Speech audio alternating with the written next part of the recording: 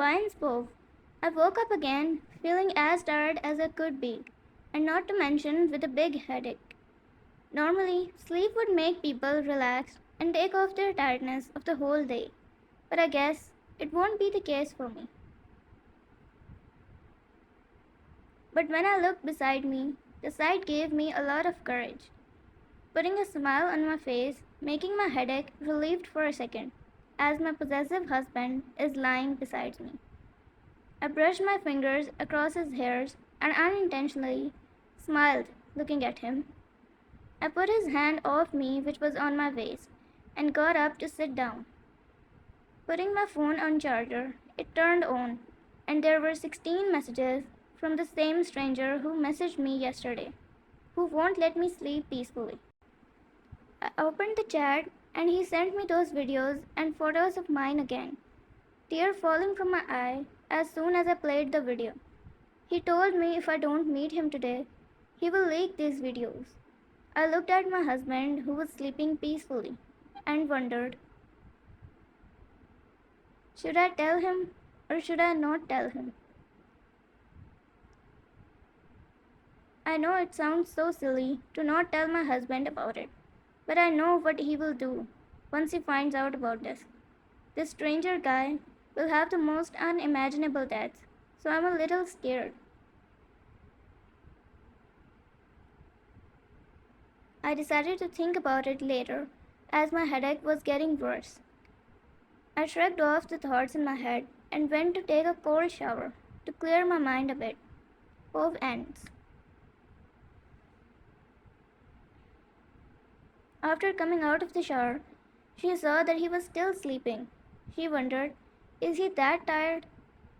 He came home really late yesterday, but I should still wake him up.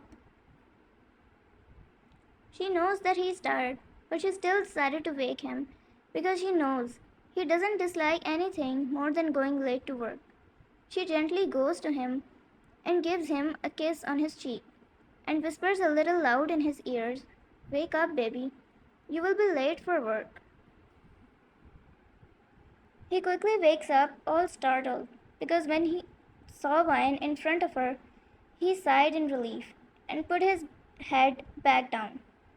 She laughed on his cuteness. Wine, is this the first time I'm seeing you startled? She laughed again. You look cute. Jungkook, with his eyes still closed, said, what's with the mood today? You're fake laughing in front of me. Did something happen? The little laughter disappeared from her lips as she intensely looked at him and said, your eyes are still closed. How could you tell something is wrong? He immediately opened his eyes and sat beside her. Jungkook, so something is wrong. What is it? Wine, not much. You will be late for work. Just get up and get ready. She got up from the bed and started walking, but he saw the tension and confusion in her eyes, which he couldn't ignore at any cost. He held her wrist and pulled her back, making her sit on the bed again. He looked in her eyes and said, why are you ignoring me? What happened? Tell me. You know I'm not letting you go until you tell me. She smiled and told him, I'll tell you after you come back from work. It's nothing big. I know you don't dislike anything more than going late for work.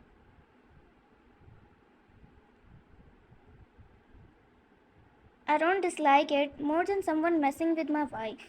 My wife. He raised his voice, which almost sounded like a growl. It was his way to assure her that she was his wife and how possessive he is when it comes to his wife. Even she got a little scared by the sight of his anger. What will happen to that guy? She wondered. She still didn't want to tell him. Guess she was too embarrassed to even tell her husband about it. But she didn't have an option this time. Fine. Okay, I'll tell you. You need to calm down. She told him, but will he really calm down? She got up to get her phone to show him the messages. He saw them without a single expression on his face changing. He looked at her afterwards and saw tears falling from her eyes. Jungkook gave her a warm hug that she needed so hard, a hug filled with love and care. He gently patted her back when he asked her, "Why didn't you tell me as soon as he sent them?" "Fine. He sent me all of them yesterday. I think he planted a small camera in the washroom of the mall that I visited yesterday. I waited a lot for you to come back so I could tell you, but you didn't come until I slept waiting for you. When you woke up, I wanted to tell you, but I was scared. I didn't know where to start or how to tell you." She held his back tightly while her tears couldn't stop falling. On the other hand, Jungkook was burning with anger. How dare someone mess with his wife? He patted her hairs and told her, "I got it. Stop crying now. I'll see you at night. You know I don't like getting late. You stay here." He broke the hug and wiped her tears, which gave her a lot of courage, but his heart burned with every tear that he wiped. He helped her to sit comfortably on the bed as he was about to go. She held his hand with worries and fear in her eyes. "Please come back early." He smiled in front of her only to comfort her and gave her a kiss on her forehead. Holding her face with both of his hands, he looked in her eyes and said, "Don't worry, I'll come back sooner than you think." Her cheeks became red and heart was about to come out from her chest. He knew how to calm her down and make her completely forget about what happened. She smiled so widely and nodded in front of him, for he leaves in his car after taking a shower. He didn't ask her for that stranger's number, nor for any information of where he must have been. At one glance, he remembered his number and asked his men to trace that number so that he can go and haunt him for a moment.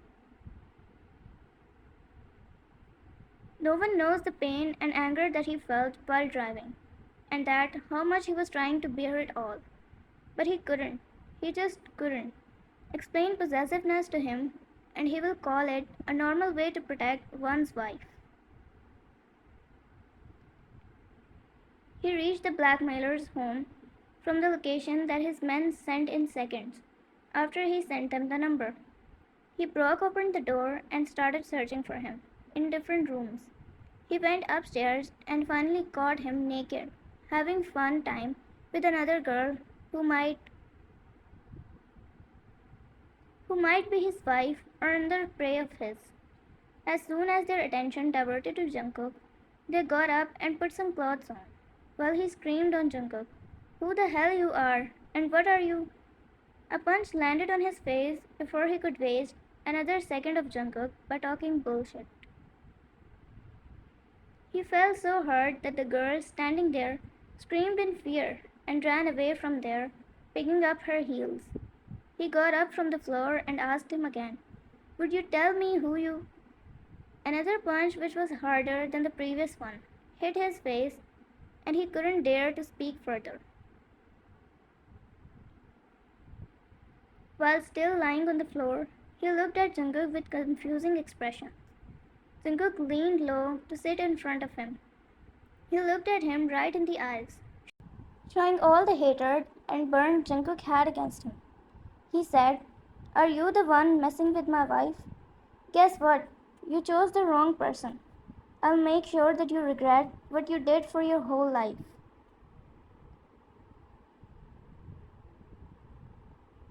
"Man, your wife? I don't know who she is, but I apologize for whatever I did. What do you want me to do? I'll do anything. Just forgive me and let me go." Jungkook, "You will do anything?" He scoffed. "Okay then, take off your clothes." "Man, what? What? Why?" Jungkook, "So that I can make your video too, and let you have the taste of your own medicine." "Man, wait a second." He sat on his knees. "Please forgive me. I apologize, but you can't do this to me." He screamed, "This isn't right." Jungkook started laughing as he said, "What part of not right am I doing right now? You did the same too. What's wrong with it?" "Man, I will delete all the photos or videos. I'll just do whatever you say. Please don't." Jungkook knew that he won't agree like this. He took a sigh when he said, "You called this upon yourself."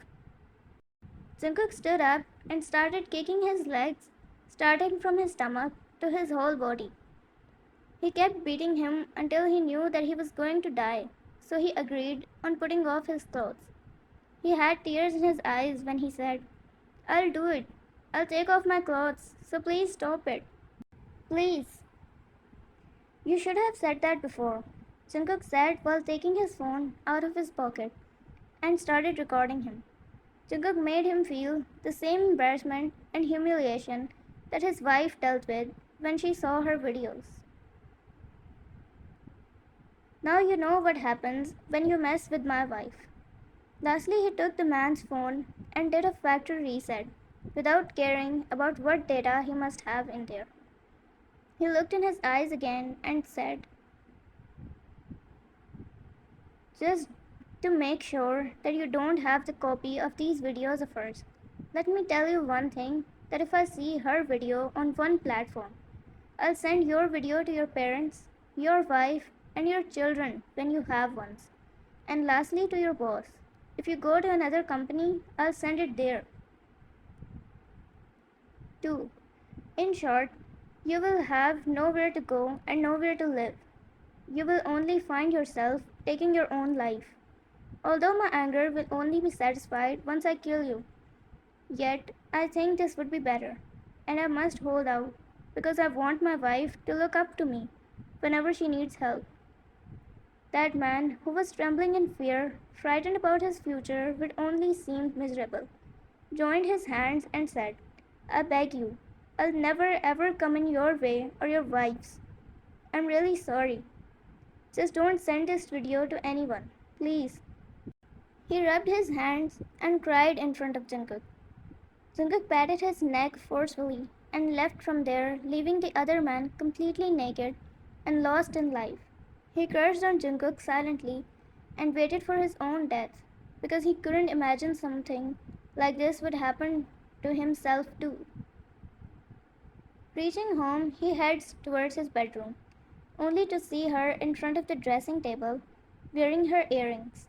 The sight really comforted him. After such a tense day, Vine was wearing sleeveless, tight crop top and shorts. Her makeup and curled hairs already melted his heart. He came to her and hugged her back, wrapping his arms around her waist and resting his head on her shoulder. "Jungkook, what's the occasion today? Why are you getting prettier day by day?" "Vine, maybe because you're loving me more day by day." Jungkook, "Uh-huh, I get it. But why did you get ready?" She turned to him and wrapped her arms against his neck. When she said, "Who said you could leave after having butterflies dancing in my stomach?" Jungkook, "Oh, did I?" He held her from her waist, pulling her closer and pecked her lips. "Is it fine now?" "Fine. They're dancing more now." She laughed. Then suddenly, her laughter disappeared when she remembered about that man. Jungkook saw those worried expressions on her face and understood. "Jungkook, don't worry. I handled it completely. He won't ever tease you again." "Fine. That I know it too. That he wouldn't be able to tease me anymore. But the fact that you killed him, who says I killed him?" Vine looked in his eyes with her eyes widened. "What do you mean? You didn't kill him?" she asked, to which Jungkook smiled and brushed his fingers across her hair, while proudly saying, "You can always ask me for help without having any second thoughts.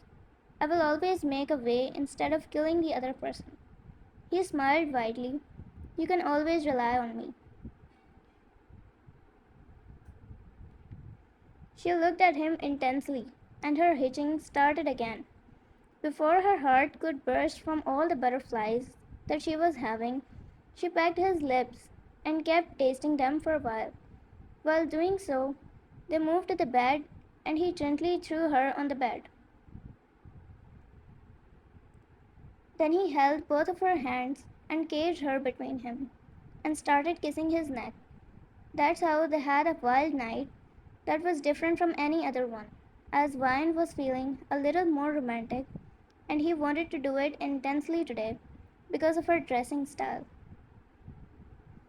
Embracing her in his arms while she put her hand on his waist, they both slept together without worrying about anything, knowing that together they can accomplish anything as well as overcome anything.